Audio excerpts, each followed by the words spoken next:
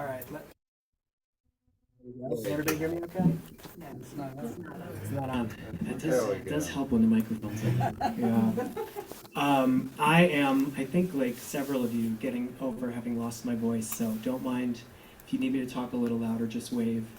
But it is so good to be here with all of you again, always. I always feel like I'm back with family whenever we get to spend some time together. So happy Easter. Happy Easter. Thank you for the gift of getting to commune this morning.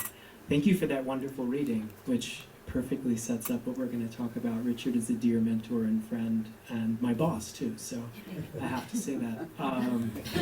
So there's wonderful things we can say about him. Before we jump into it, we are going to be talking about Easter today. I have been thinking recently, we were talking about this recently, in some therapeutic circles, they sometimes use this mental trick called the magic wand question. Do you know the magic wand question? Someone will say to you, if you had a magic wand, you could wave it right now and have everything you've ever wanted, what would that look like? And of course, we rarely get the magic wand answer, but it's a really good way to put yourself in touch with what you really want in life right now. And so as we get started, I'm wondering for all of you, just to take a moment and just sit quietly and think, if you had a magic wand and you could have anything you wanted at all right now,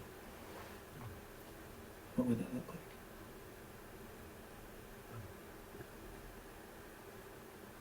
I promise this is not going to be a sermon about magic wands.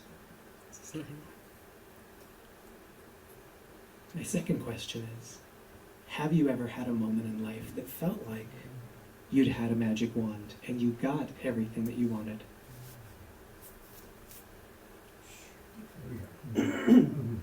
Or maybe even you got everything you wanted and then had to ask the question if you wanted what you actually got once you got what you wanted. Have you been there where you thought you wanted something and then you got it and then thought, did I really want that? Now that I have it, is what I actually wanted? Oh, it's so interesting. Hold that thought. We're going to come back to it in a minute. Thank you so much again. What a gift to be here with you on Easter Sunday. This beautiful celebration of resurrection, the blossoming of spring after the dark of winter, and for a huge portion of the world, the end of Holy Week, where they've taken this sort of storied journey of remembering the journey of Jesus going to Jerusalem. And Holy Week is kind of it's a heavy story if you think about it. Easter is resurrection, but resurrection comes after death and loss.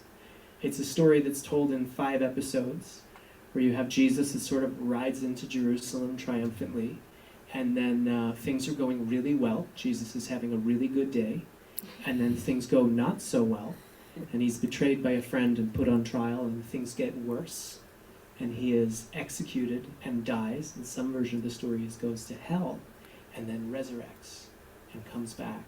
And as we heard in that reading, it is an initiation for all of us to learn what it means that we too ourselves, I think, go through these seasons of death and resurrection. So thank you for quoting Richard Rohr. To quote Richard Rohr again, he says that when you look at the Easter mystery as a story that each one of us find ourselves inside of, it's a pattern. It's a pattern of a way of being. And Richard says that the pattern revealed in the Easter story is that the pattern of transformation is always death transformed, not avoided. We could say that a different way. We could say it's difficulty transformed, not avoided. The universal spiritual pattern is death and resurrection. It's loss and renewal, if you prefer. He says it's always this disappointment to humans. I love that he writes it that way. It's always this disappointment to humans, because I wonder if my cat was reading it, would he be like, of course, he's not disappointed at all. But it's always a disappointment to humans, because we want one without the other. We want transformation without the cost of surrender. But I can look around the room, and I know I can just tell from looking in all of your eyes, we've all lived enough to know that that's not the reality of the situation, right? That might be what we want. Might be our magic wand scenario, but very often it's not what we get. But what's beautiful about the Easter story is it's a story that starts where most sort of old school, glamorous Hollywood movies would end, right? The story starts at what a lot of other stories would like to leave a happily ever after and walk away. So if you don't mind, I'd like to very quickly take our time and talk about these 5 episodes in the Easter story and how we can find ourselves inside them. and how this moves us to this beautiful moment. There's one of my favorite passages, joy, what is it? Morning endures for the night, but joy comes in the morning.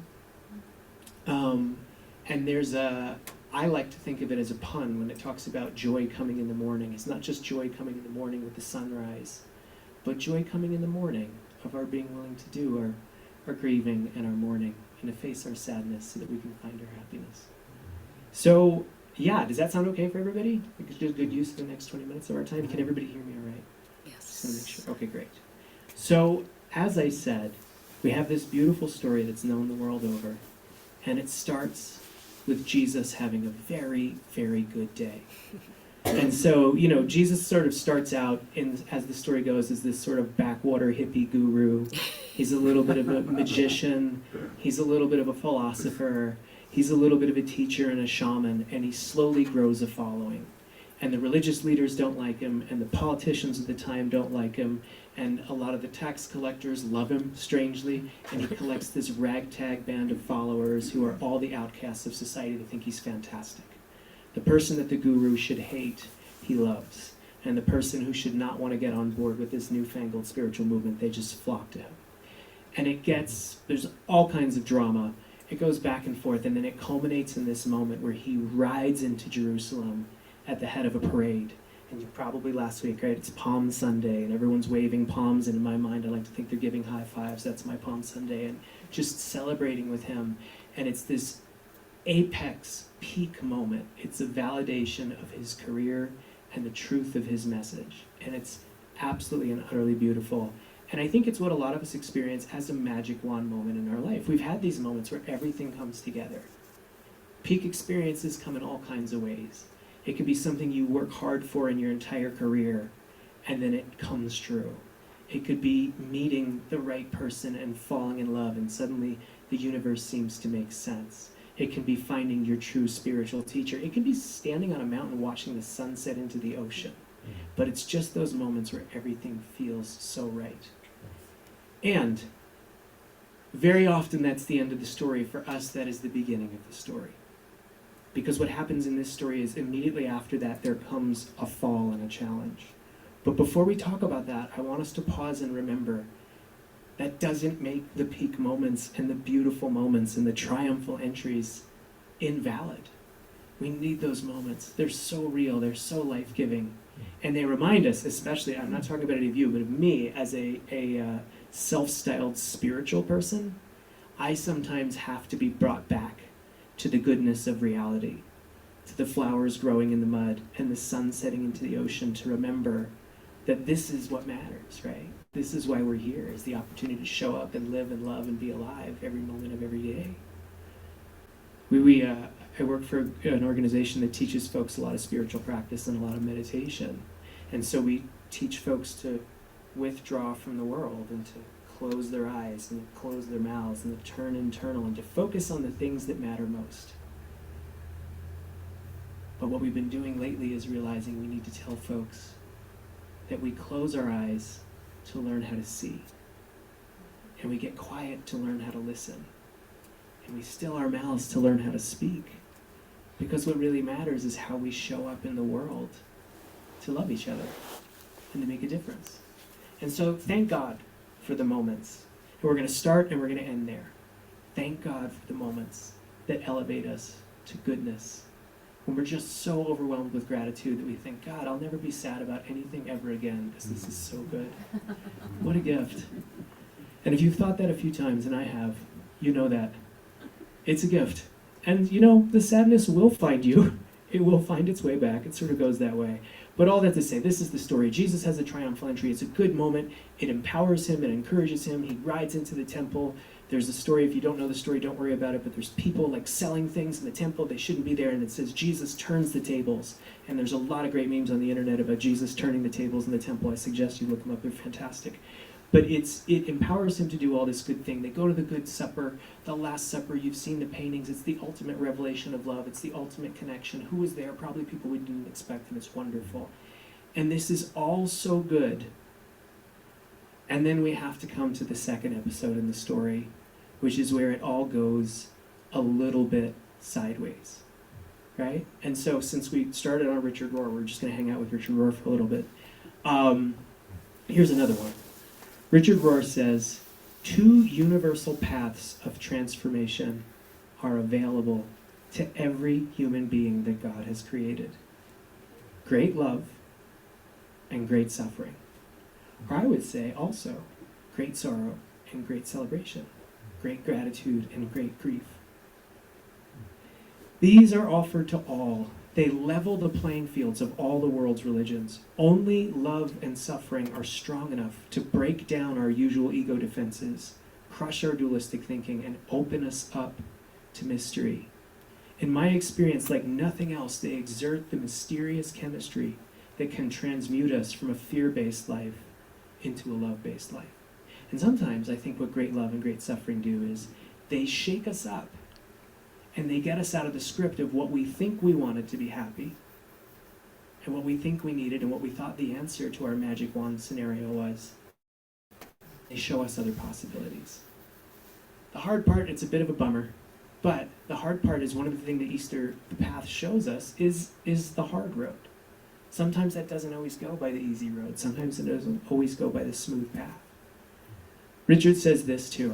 We're just gonna go with it. Thank you for initiating that. Richard says, one of the best kept secrets, and yet one hidden in plain sight, is that the way up is very often the way down. Or if you prefer, the way down is the way up. This pattern is obvious in all life, from the very change of seasons to the way that we grow. Life, if we're honest about it, is made up of many failings and fallings, and amidst all of our hopeful growing and achieving, these failings and fallings must be there for a purpose. And it's a purpose that Western culture and the mainstream church doesn't fully understand, he says. Now listen to this. You don't have to agree with this. This is him, not me. If you don't like it, I'll tell you where he lives. You can go argue with him about it. But he says, sooner or later, if you're on any kind of classic spiritual schedule, some event, person, death, idea, or relationship will enter your life that you simply cannot deal with using your present skill set, your acquired knowledge, or your strong willpower. Spiritually speaking, or psychologically speaking, you must be led to the edge of your own private resources. And again, strong medicine, so you don't have to take this. But he says normally a job, a fortune, or a reputation has to be lost.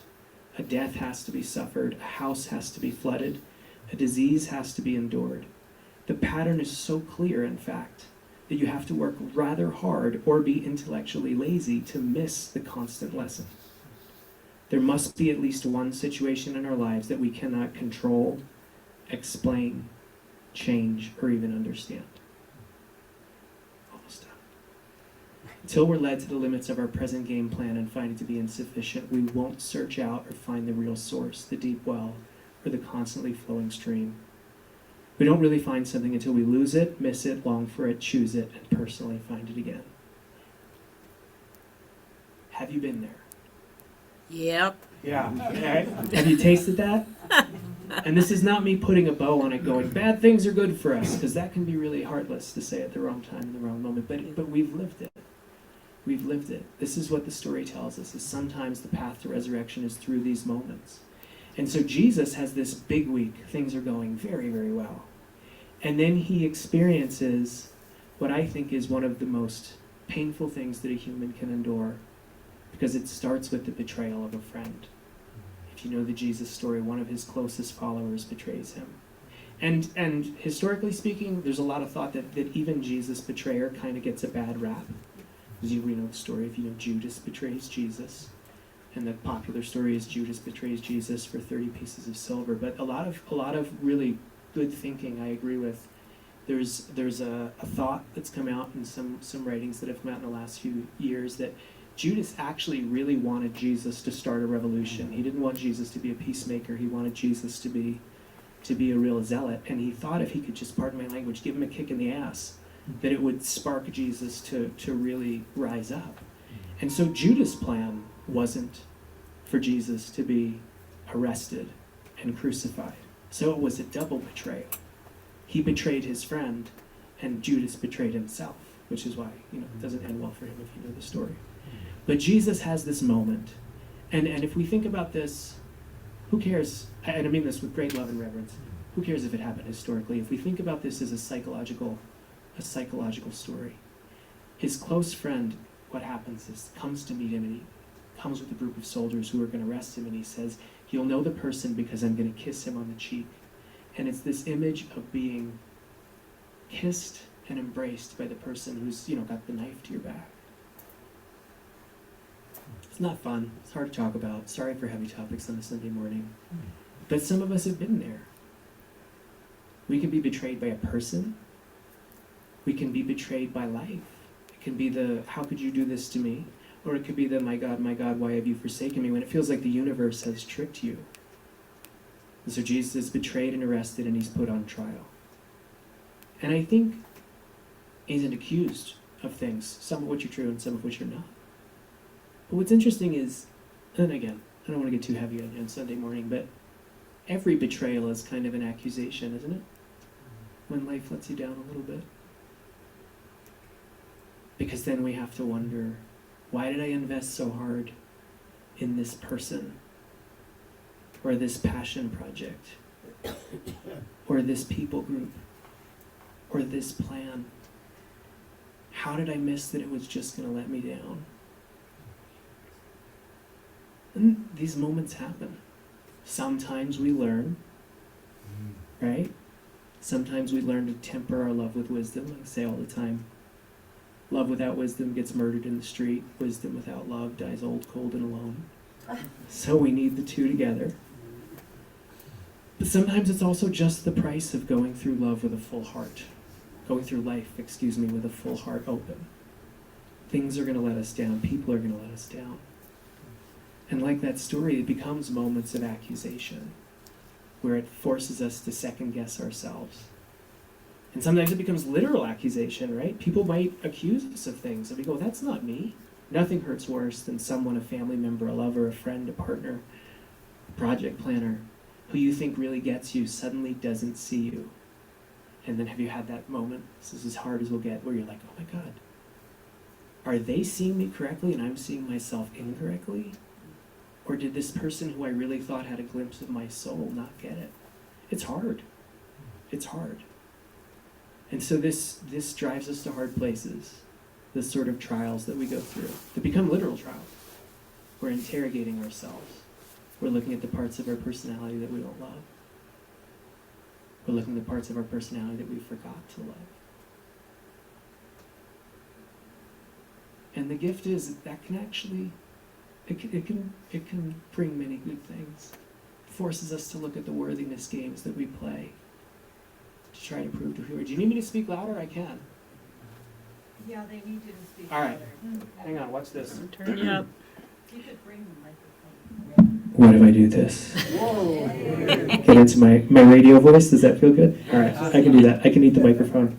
So what I was saying was, we have these moments where things don't work out, and then we end up second guessing ourselves, and it is like being on trial. And we wonder deeply about our own motivations, and it does feel like you have the devil and the angel on your shoulder that's tempting and tempering you. But they're not steering you to directions, they're arguing about who you are. And that's when we get to decide who we really are. And we get to let us push us there. Hopefully, it brings us to a place of patience and love with ourselves. Just keep quoting Richard. One of my favorite thing Richard says is that the only perfection available to us is our ability to love our imperfection. And that's pretty good, right? I love when Ram Dass used to say, "You're perfect just the way you are, and you need some work," right?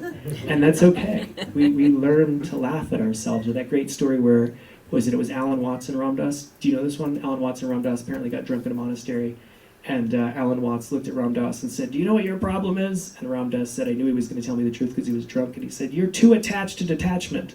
And it's that sort of, those moments where we can have a little bit of a sense of humor. But it's hard. It's really hard. It's never easy. And so we need the courage to do that, and to let ourselves show up, and to love ourselves. Yeah, and to look at some of our own challenging parts.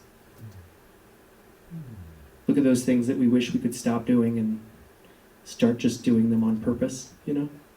Because when you embrace your eccentricities and you do something on purpose, you do it with purpose, and then it reveals its purpose to you. So anyway, I could go on, but I won't. You get it. Betrayal and trial, it's part of the journey. And unfortunately, in the story, what happens is Jesus is, of course, found guilty. Strangely, doesn't defend himself a lot in the trial. And there is something to that, of that not answering accusation with accusation, or explanation or justification. Sometimes there is a time to advocate for yourself. And there's also a time to move from explanation to exploration, and yeah. But what happens next in the story, we know it's a hard story. Jesus loses the trial. And they send him out, and he's executed, and he's crucified. Carl Jung says that this is something that we all relate to psychologically. That at some point in our life, we're stretched, we're strung up between our own paradoxes, between our own conflicting loves, between our conflicts of duty, between the parts of our identity or who we're told we were supposed to be that don't go well together, where we're stuck in a catch-22 or a double bind or a paradox, and it breaks us open. Not to get too intellectual about it, but Jung thought it was something that broke us beyond our binaries, but it's hard. And he said usually what happens is it's a situation that we just got to hang out in for a while. We just get nailed to it and we have to stay there. He said it's those situations where you don't figure them out, you just outgrow them. It's like running into a roadblock and you just stay there until you grow taller than the roadblock and you can see what to do. But it's not fun, right? It's not fun to develop the kind of patience that can just stand in a moment when everything stops working and you're just held in place and it feels like there's no way to move forward. That's what life does sometimes. It pins us down. I thought about this. I was I hiking, camping, somewhere. I remember I was out in the wilderness in a very, very dark night. This is my understanding of the dark night of the soul. In a very, very dark night, it was so dark, it was clear, but it was one of those nights, if you've ever been out, there's no light pollution, it's so dark you can't see 10 steps in front of you. And I couldn't, and I didn't have a light with me, not smart, by the way. And I realized I had to stand still, and then I did something interesting, which was that I looked up. And I had this epiphanous moment where I realized I could see the path in front of me, but I could see out into the vast depths of the cosmos. I could see the entirety of the Milky Way, right? And the more I just stood still and looked up, the further and further I could see. And it led me to wonder, and I do wonder about this, if sometimes those moments in life where you don't know what the next step to take is, are not about taking the next step. It's about standing still and just looking up and getting back in touch with the big picture. Being with, yeah. Not always easy.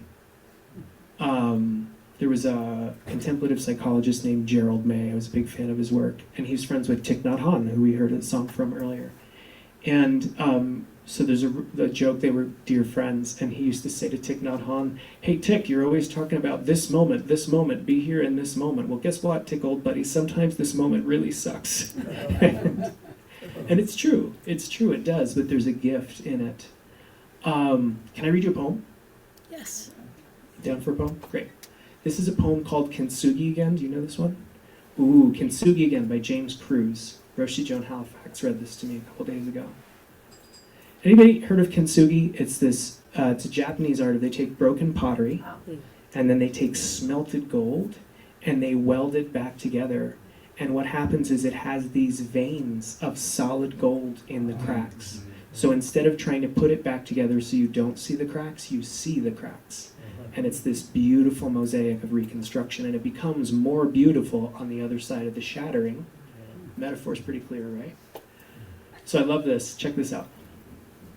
James Cruz writes, "In the Japanese art of mending ceramics with powdered gold,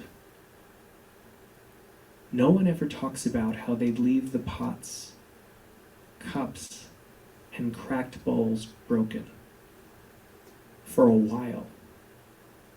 Sometimes whole generations.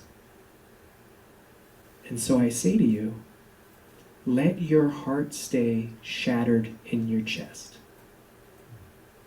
Let it ache. Some might claim you've now been broken open and can let in the light. This might be true. But before you rush to gloss over the wounds, filling the holes with gold so they glimmer, try to find beauty in the broken places too. Proof of where the fire left its mark on you. Pretty good, right? Yeah, that's a good one. What do I have, like another 5 minutes? I never know how these things go. Okay, we're gonna crank. After that poem about staying in the moment, let's go fast. All right.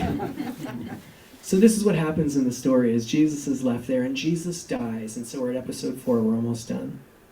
And so in a lot of the kind of versions of the story that have come since then, Jesus goes to hell. And there's all kinds of theological reasons. Jesus goes to hell to pay a price. Jesus goes to hell to rescue souls. Whatever it is. Let's think about this metaphorically for a second. Hell is a very terrifying concept in the Western imagination. It's a place of eternal flame. It's not my favorite idea. I've written whole papers and classes about it. But you know why the idea captures us? Is because sometimes you're in a moment of pain and it feels like it's going to last forever, right? That's all it really comes down to. Sometimes something feels like you're never going to get out of it. Sometimes you go through a season of life and you wake up in the morning and the first thing you feel is sadness and you go, when am I going to not wake up and feel this? Or when you know you're trapped in the past or you're triggered by something or there's a painful situation, you go, gosh, this feels like it's going to go on forever. And so one really simple thing that we learn to do is like take a deep breath and remember this will not last forever, right? It will not. But the pain is real and it gets to be. And again, that's that Gerald, what's his name, telling Thich Nhat Hanh, sometimes this moment sucks, and it does. But what I've always loved about this story is if you look at it through the Eastern Christian understanding, that their understanding of Jesus going into the underworld was that he was on a rescue mission. That while Jesus sunk into the abyss, what he found himself in was in the land of the dead. That's what the underworld is in the ancient imagination. And psychologically, what it might mean is that sometimes when we suffer and when we're stuck and we have to face our pain and we're immobilized, we go into the depth of that suffering, believe it or not, we realize that we're not alone. And there's an easy and a hard part of this. Sometimes what we realize is that our suffering is not just our suffering, right? Our suffering is also the suffering of our ancestors, of our parents, of our people, of our culture, of our land, of the place that we found ourselves in, the situation that we're born into. And it's both overwhelming and liberating when you realize your suffering is not just your own. We were talking about this the other night. We all grew up, for better or worse. We all had parents. And however that went, they all handed us all their unfinished baggage and said, good luck. Mm-hmm. And then said, you're going to pass some of this on to your kids or your friends or your family, so good luck with it. Even your pets, good luck. But what's empowering in that is two other things, which is we realize, one,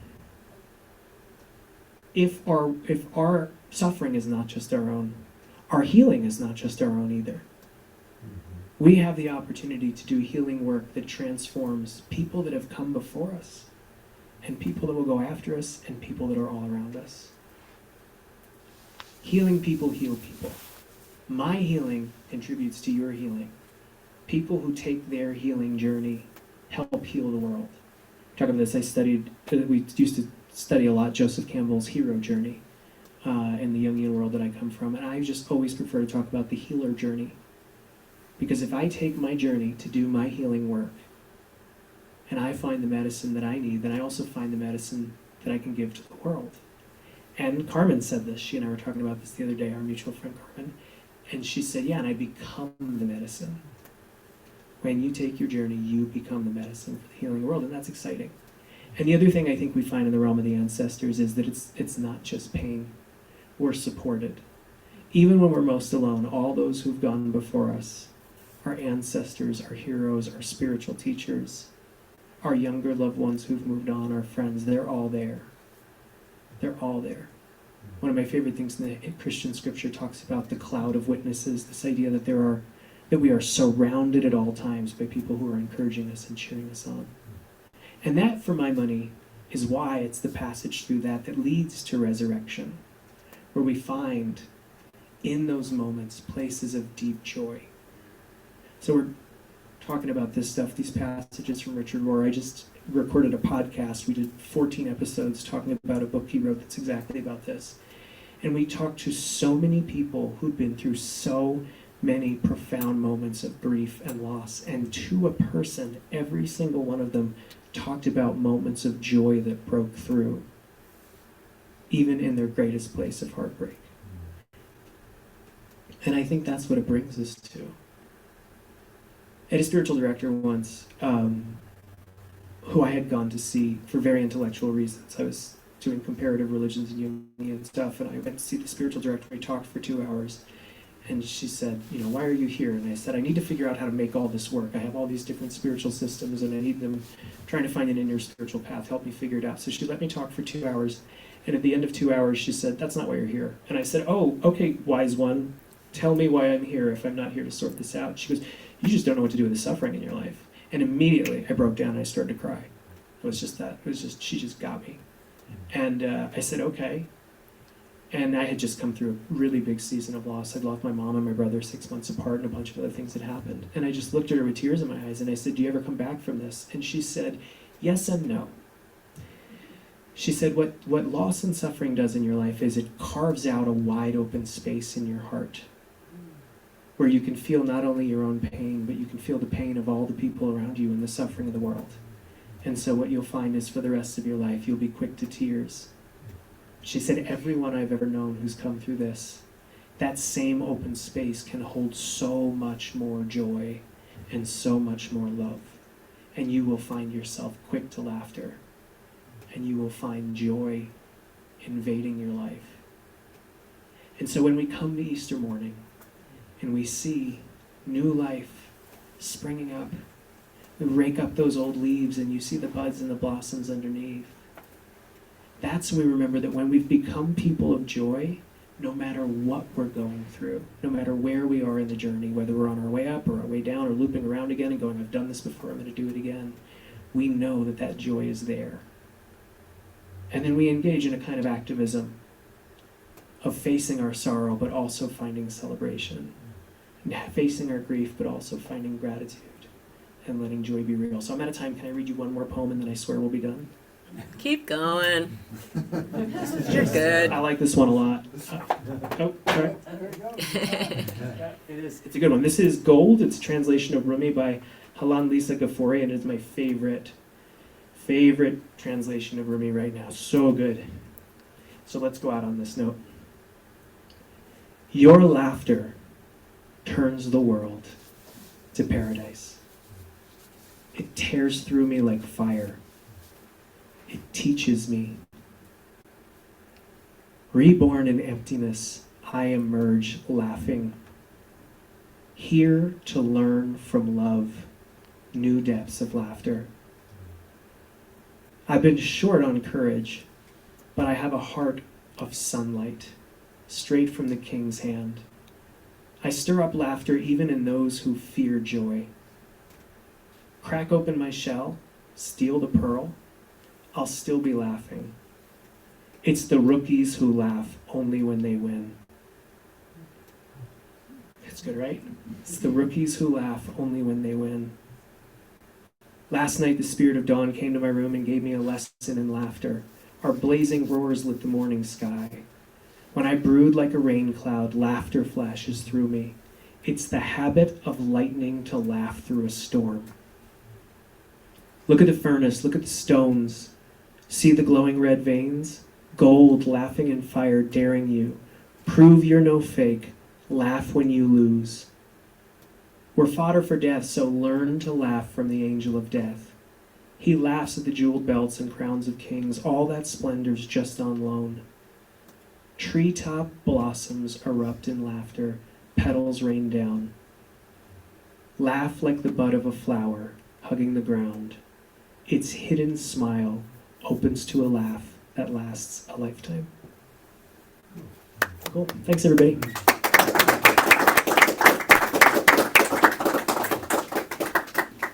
Thank you, Michael. Such a good reminder. So this is about, the goddess journey to the underworld and returning Demeter, Persephone, Ishtara. And Hanuman has to go battle with the demon of hell and reunite Sita and Ram and the Passover story. It's all the same story, told in different ways. Ishtara, goddess of all life, blooming in the fields. Jesus resurrected in the light, all our hearts are healed. Hanuman, beloved friend, is born, beloved of Sitaram. Freedom rings even in the rocks, every voice a song. Hallelujah.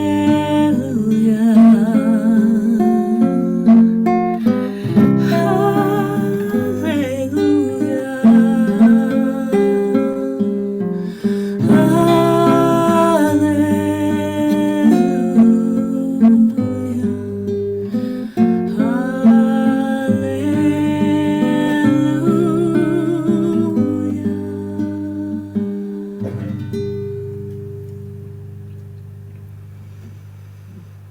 Rise up. Rise into your light, friends. Thanks for being here. Thank you, Michael. We're going to sing our love song, too. Now there is love on earth, and it has begun with me. Now there is love on earth, a love that was meant to be. With all our relations, loved ones all are we. Now I walk with my family in perfect harmony. Love has begun with me, and this is the moment now. With every breath I take, let this be my joyous vow. To take each moment and live each moment in love eternally. Now there is love on earth, and it has begun with me. We are the light, the love, and the presence. Wherever we are, love is, and all is well. Walk in beauty, friends. Thanks for being here. Yummy food up in the kitchen. Love y'all. Hi, Jenna. Hi. Hi, Lucy. Bye. Happy Easter.